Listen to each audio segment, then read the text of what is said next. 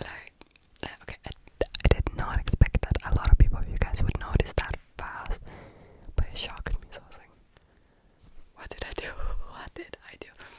Anyways, at first I was like, no way, no way. So the next step, basically, I was like, first of all, the email that they sent me, majority of the links they put in didn't work. They didn't work, I don't know why. And then later on, I went through the email and I was like, I don't understand why.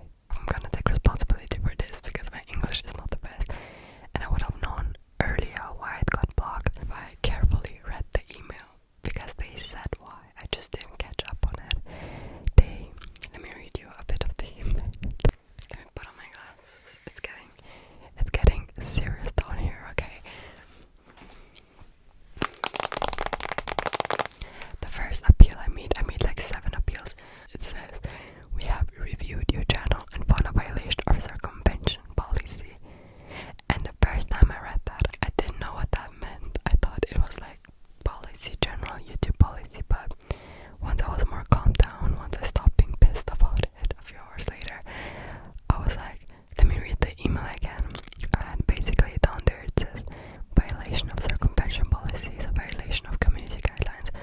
So I was like, wait, that cannot be the same, like, that must be the reason. That must be the general reason why my account got blocked. So I went and asked the ChatGPT, what does circumvention policy mean? I have no idea what this means. And he was like, it means, that's so funny, it means if your channel was banned before, you're not allowed to make a new one. You cannot use someone else's channel, create another channel, or get around the ban. You're also not allowed to be featured on somebody else's channel if you have a circumvention policy ban. Basically, they said I got banned in the past and now I'm back, and that's not allowed, which is crap. Because in my life, I never got a ban in my life, at least on YouTube. So I was like, okay, that is obviously a mistake. That is an automatic mistake. But I've known some creators in the past that did get banned, like ASMR Beam. And ASMR Beam had almost 200k followers, and it took her a year to get her account back up after a ban. So I was like, how long is it gonna take my channel to get it back?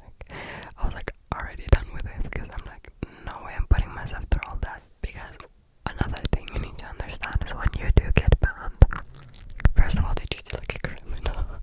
They're like, you're not allowed to post, you're not allowed to use, you're not allowed to even appear, or your name, or anything like that. You're not allowed on YouTube anymore. Not use, not watch, not appear, not be featured, not mentioned. You are